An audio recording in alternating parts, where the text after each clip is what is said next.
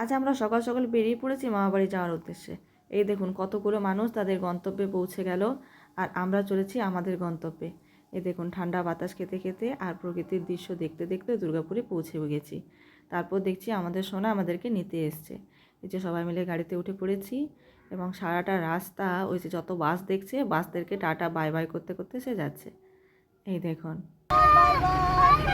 তারপর মামারা মিষ্টি নিতে গেছে, তো ওদেরকে ভয় দেখাচ্ছে যাতে ওরা তাড়াতাড়ি চলে আসে। অঙ্কিতা কোলে দেবে।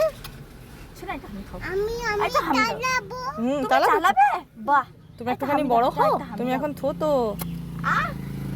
তারপর মামারাও চলে এলো এবং আমরা চলেছি আমার মামা বাড়ির পথে। এই যে আমরা প্রায় চলে এসেছি। এটাই হচ্ছে আমাদের মামার বাড়ি। যে আমরা সবাই তো নেমে পড়েছি, কিন্তু উনি নামবেন না, গাড়িতে চাপলে আর নামতে চায় না। এইবার নাকটা চ্যাপটা। তারপর আমরা বাড়ি পৌঁছে গেছি।